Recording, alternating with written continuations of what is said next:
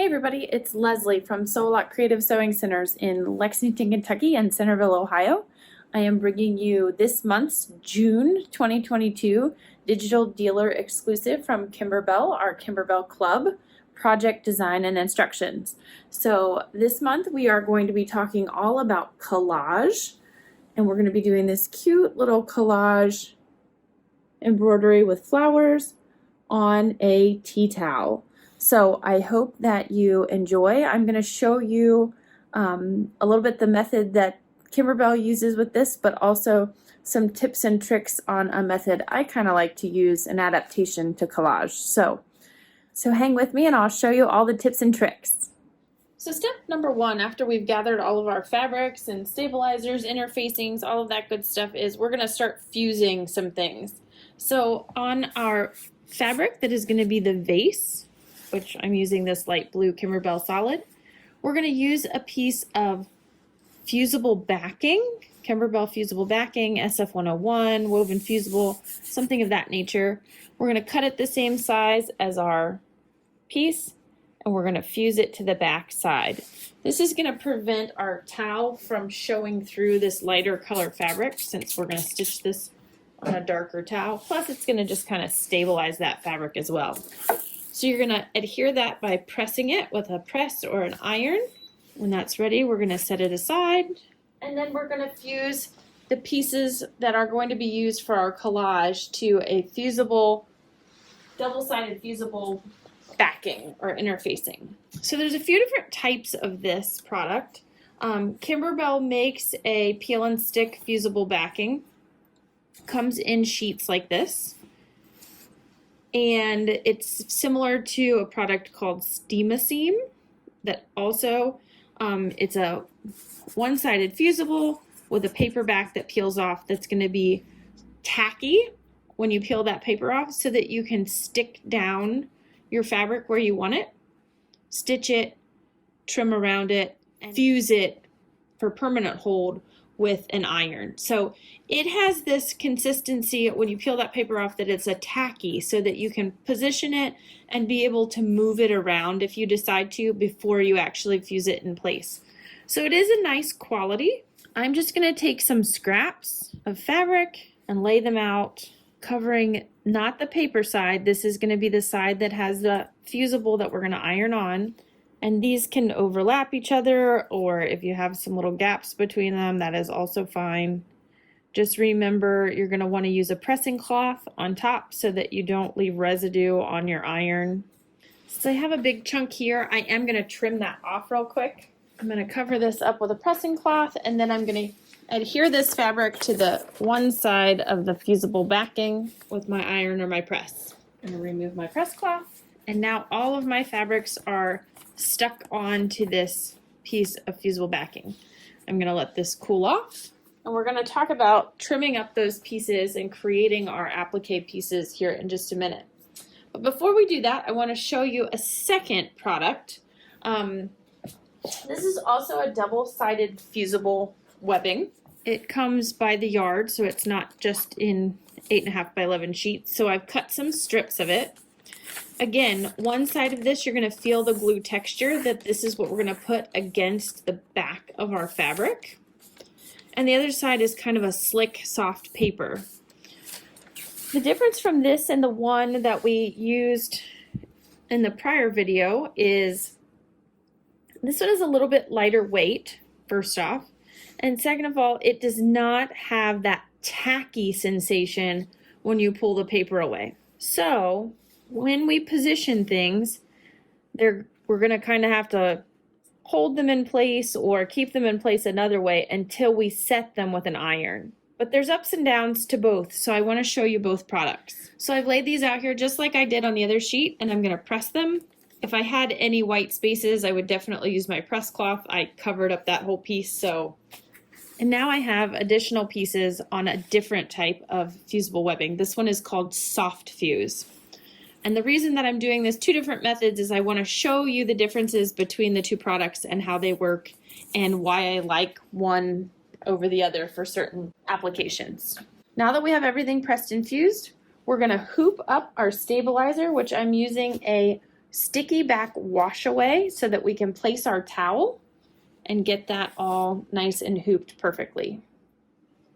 Now that we've got our fabrics all fused and ready to go, next we're going to hoop up our stabilizer into our hoop, and we're going to get our towel and get it pressed and folded correctly for hooping and positioning. So the first thing I'm going to do is loosen my hoop screw and my quick release lever.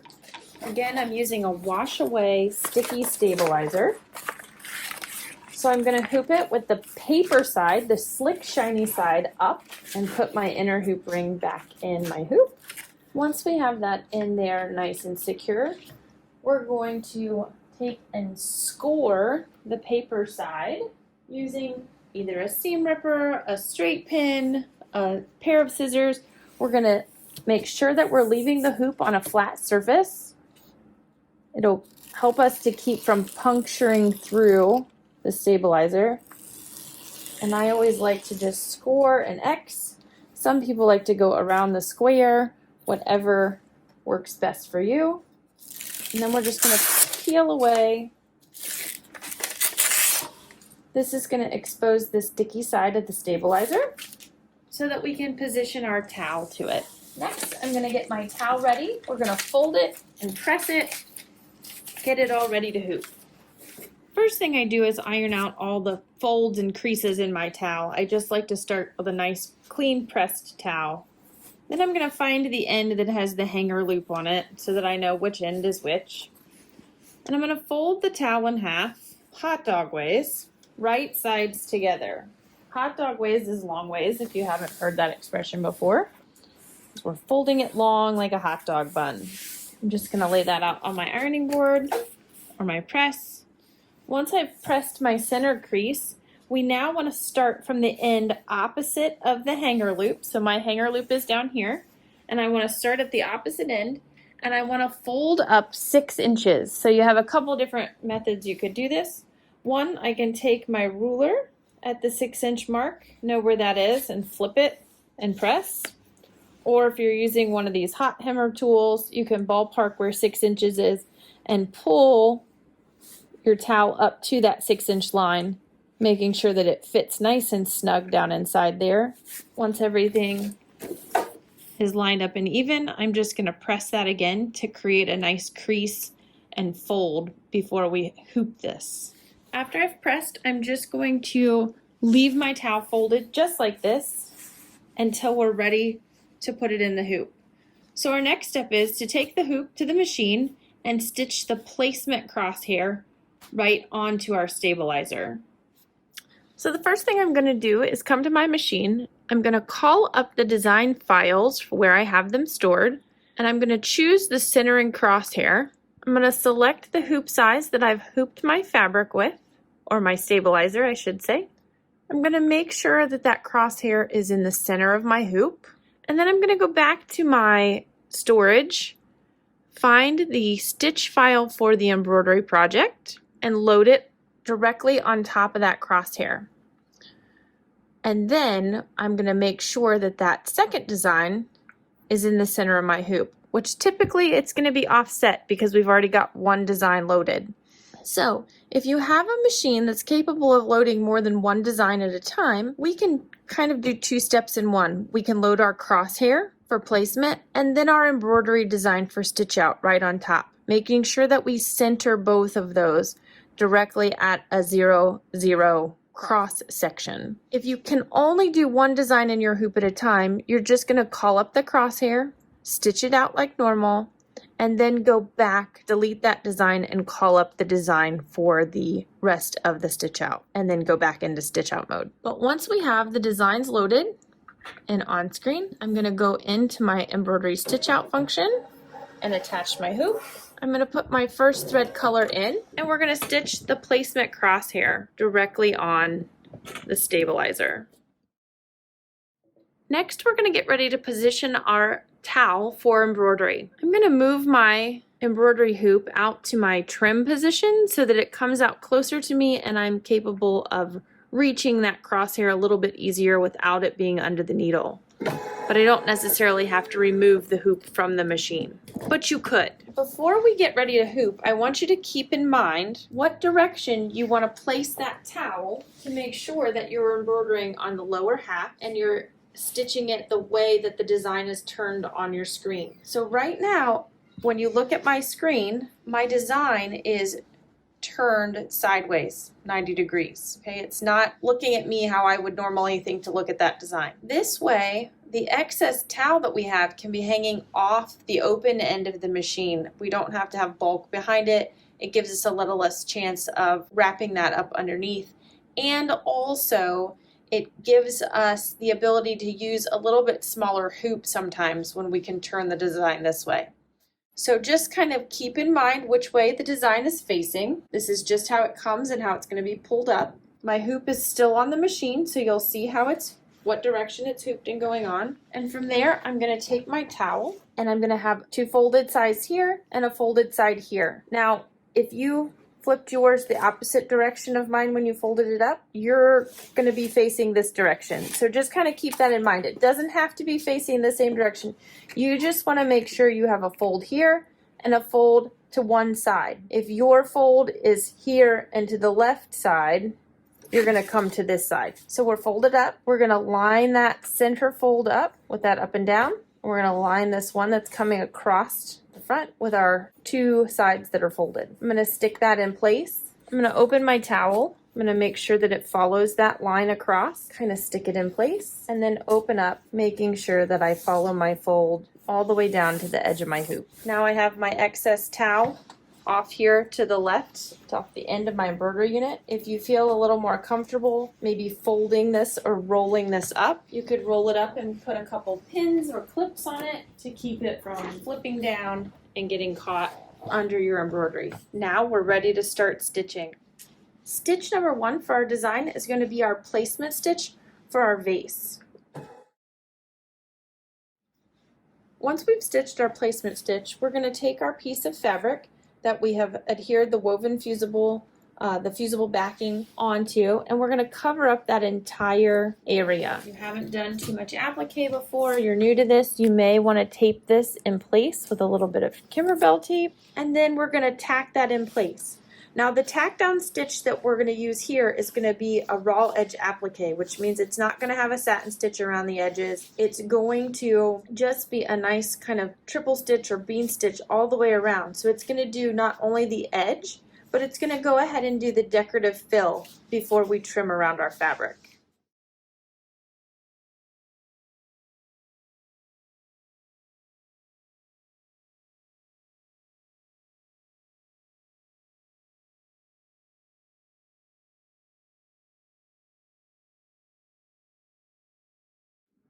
Now that the stitching is complete on the vase, we're going to trim our fabric around the outside edges. Because this is a raw edge finish, I want to trim close to that stitching but want to avoid cutting through it. The fusible backing that we placed on our fabric before we started also, besides just keeping the fabric from showing through, the blue towel showing through the light blue fabric, will also help from the edge of the cotton fabric from fraying on us, since it is a raw edge. Once we're done trimming, we're going to get ready to start creating our applique collage flowers. Before we head back to the machine to start stitching our collage flowers, we're going to take our fabrics that we've adhered to the fusible, double-sided fusible backing, and we're going to trim out or cut out some small shapes from each. Again, I have two different types of fusible webbing that I'm using. One is the Kimberbell fusible backing that is sticky on one side when we remove the paper, and one is the soft fuse that is the lighter weight fusible backing that when we remove the paper will only adhere when we heat it with an iron. I'm going to show you both techniques and how I like to use the different types of interfacing. The trimming is going to be the same for both, so I won't sit and make you watch me trim all the pieces of fabric.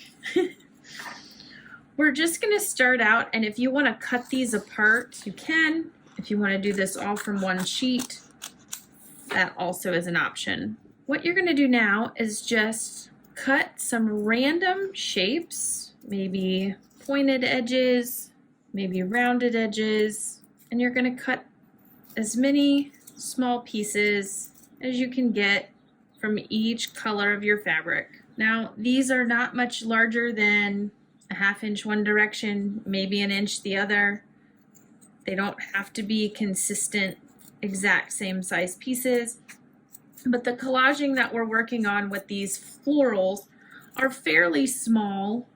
So we don't want our pieces to be too big because otherwise we won't be able to see all the different fabrics that we chose. So I'm just gonna keep cutting, maybe some long and skinny, maybe some with points and angles, depending on the size of the design that you're using collage in your applique piece. You may want more variety in colors of fabric, patterns of fabric. I know that in the instructions they recommend you use, I think, 10 reds and 6 purples and maybe 4 peaches. I just did 4 of each color. I found that gave me enough variety for the size of these flowers. I have done some other collage patterns, and in those they're a little bit larger, so I've used larger quantities of differentiating fabrics. It's fun to kind of cut some of these weird little shapes or kind of teeth-like notches in some of these fabrics so that you can interlace them when you get ready to use them. But as of right now, we still have our paper backing on whatever type of fusible web you've opted to use. And we're just going to continue to keep cutting until you have all of your scraps chopped up. So once we've trimmed around our vase and we've gotten our fabric prepared for our applique in the small pieces by cutting those odd shapes out, I'm just going to set those aside. And the next thing we're going to do is do a placement stitch for the first flower. Once we have the placement stitch on the fabric, we're going to position our pieces of small cuts to create that collaged applique look. We're going to do this 2 ways in the video so you can see how the different types of interfacing will allow you to create just a little bit differently. So I have my first flower shape and I have all of my little pieces, and I'm going to do my peach or my orange color flower first using the Kimberbell fusible web. This is the paperback fusible product that we've ironed on to the back side of the fabric. We're going to peel the paper away, and this is going to reveal the fabric with a tacky on the back side. From there, we're just going to make sure that we cover up that placement line. We're going to take the different colors from that range and continue the same method across. So this is what we're going to do if we're using a double-sided fusible web that has a sticky or a tacky side to it. And if you feel like some of your pieces are a little too big for the shape that you've got, you can always trim them down. And what's nice is you can kind of overlap some of these pieces. So by using this tacky type interfacing or fusible web, it allows us to be able to reposition. You want to make sure that you're doing this, you're getting some overlap between your colors, but you also want to make sure that while you're doing it, you're covering up all those exposed little lines from that placement stitch. Once we have everything in place where we like it, we're going to put the hoop back on the machine, and we're going to stitch around to tack this in place. Once I have the hoop back on the machine, we're going to stitch that tack down. Once we have those collage pieces of fabric tacked down, we're going to trim just like we would any other applique. So we're going to have to peel this up if we're using the sticky back. And this again is going to have a bit of a raw edge finished. So you're just going to get down in there and trim right along those lines. Once we have those pieces all trimmed around the outside edge of our tack down stitch, we're just going to take this to our ironing surface and heat set that glue to activate it. So now not only will it just be tacky where we can remove and peel things up, we're going to activate that glue so that it adheres to the background. Once we're finished heating that in place, we're going to rehoop the hoop onto the embroidery arm and finish stitching the detail stitch for this flower. One thing I would recommend for you is make sure that you use a thread that coordinates but does contrast with your collaging fabrics, because otherwise you'll lose that stitching into that. If I chose a coral color thread that matched really well, you're not going to see that stitch detail as much as with this red thread that's going to kind of poke off of it a little bit.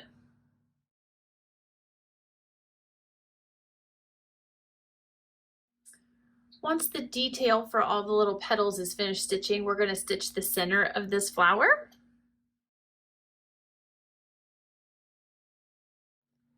And now we're going to stitch the leaf detail. The leaves are all done in thread. There's no fabric done there. So you're going to choose 2 colors of green. Our next stitch is going to be the placement stitch for our second flower, which is going to be our purple flower. From here, we can create the same collaged effect by using the peel and stick type of fusible webbing onto this flower shape, just like we did the first one. But I'm going to actually go off script here and show you a different method using the soft fusible backed webbing and how to create the collage before we place it onto the fabric. So hang tight and we're gonna learn how to do this method too. So using the method to create the collage fabric appliques prior to placing them on the stitch out, we're going to use soft fuse double-sided fusible webbing. It's a thinner, lighter weight double-sided fusible without the tacky glue. Benefits to this are it's very thin and it makes your fabric not feel thick and bulky. There's not as much glue, so going through your machine and needle, you aren't building up that residue that becomes hard on our needles, hard on our threads, that sort of thing.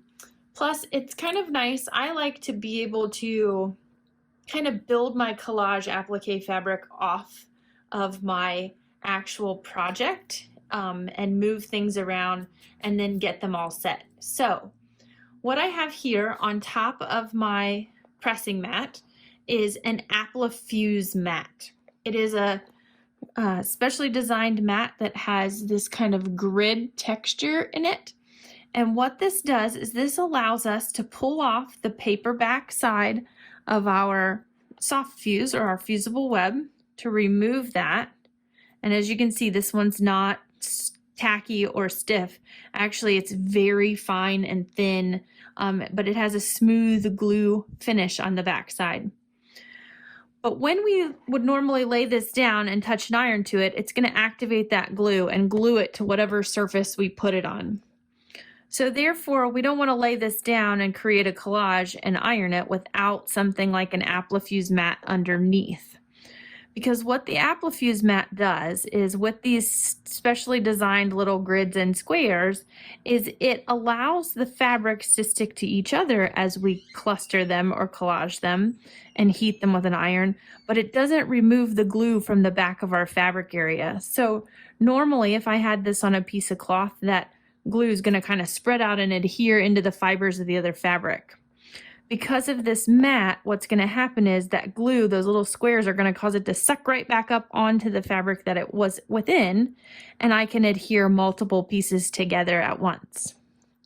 So I could start building a collage piece of fabric and have a chunk that I can move to my applique, but it's kind of nice when you are working with a specific area. If you print out a template of your embroidery design, you can see through this Appliques mat, and I can place my actual size template right down here on my mat, and then I can go with my pieces and I can start building, removing those papers. I can start building a shape that's going to fit over top of the shape that is my applique placement. Now, again, you don't have to have the printed template. You could just create a cluster knowing that it's about this size range, you know, ballpark that you want to cover. But the template's kind of nice, and anybody can print one of these off with any of your embroidery designs. You have access to, if you don't have computer software that understands an embroidery file, you all have access to a free version of software that will allow you to print templates, change formats, all of that. The MySewNet free version allows you to do that, and it is a very handy tool to have. So these pieces aren't stuck together. I'm just laying them out, and I can make changes. If I don't like one color someplace or the shape that I've created, I can move things around. But once I have the shape or the cluster that I like for my collage piece, I'm going to cover it with a pressing cloth, and I'm going to heat it with an iron. What this is going to do is this is going to activate that glue and glue those pieces that are overlaying each other on top. But by using an Appliques mat, it's going to keep that glue on the back side of the whole surface that is exposed to the mat. And from here, I'm just going to peel up this whole unit, and I've created a little cluster that's all one shape, but it still has glue on the back side. And you can hardly see it in the video, but you can actually see those same little kind of grid lines are now on the back of my fabric. So from here, I can move back to the hoop and cover my placement area. So now I have my stitch out area for this second flower. I can take my cluster, lay it right on top, making sure that I'm covering up that whole area, and I can tack this in place. I'm going to remove the hoop, and I'm going to just peel up these outside edges and again trim away the extra. Just like we did before, it's just this time the extra isn't sticking to my background. So it makes it a little easier to trim, in my opinion. And once we've trimmed, just like before, we're going to take this to our pressing surface and heat it with an iron to activate that glue so that it sticks down to the background fabric. So these are two methods of doing the same thing using different types of double-backed fusible webbing. I always like to give people the option to see what different types of tools are available. Just like before, when we removed the pressing cloth, this is now all glued down to the background surface. The difference being the flower that we used the sticky on is a little bit heavier, a little bit thicker than the side that we used the soft fuse on. It's a little bit thinner of a glue product. And then we're going to take this back to the machine and stitch out our details. Now that we've done all the detail work for our purple flower and stitched our last additional leaf, we're going to do the placement stitch for our red flower.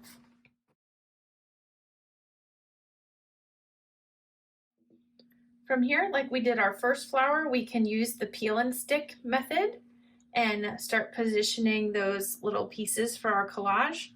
Or if you're using the fusible to the Appliques mat, you can have already, that's one really nice feature, is you can be working on creating those cover shapes while things are stitching. So you can go ahead, place your additional piece right over top and tack it down.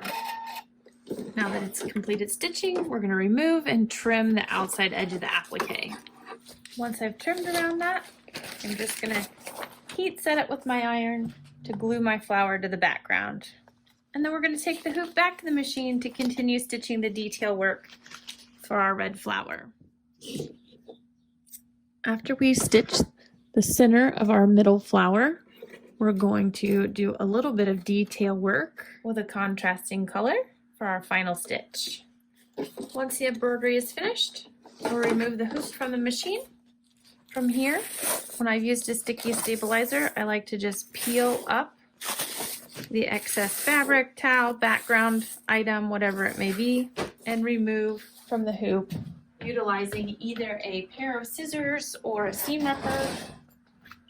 I like to do this while the item is still hooped. It just puts a little more tension Makes it a little easier to cut around the item, whether that be with a seam ripper or a pair of scissors. It's easier to trim, in my opinion, when you have that hoop still holding the fabric. Less chance of me accidentally cutting through. Because this was a sticky wash away, we can now take this and rinse it just how we would per the instructions of the manufacturer. I like to use warm water and rinse, and then dump and soak and rinse a second time. If not, go ahead and throw in the wash cycle. And from there, we've created our collage tea towel. So I hope you all enjoyed this month's Kimberbell Digital Dealer exclusive for the month of June 2022, where we collaged this cute bowl or vase of flowers onto the tea towels. Hope you appreciated both of the methods that we taught, and if you have any questions, always reach out to us, or we look forward to also seeing you and exploring additional ideas for this month's project in our June Zoom class. Thanks. Have a great day.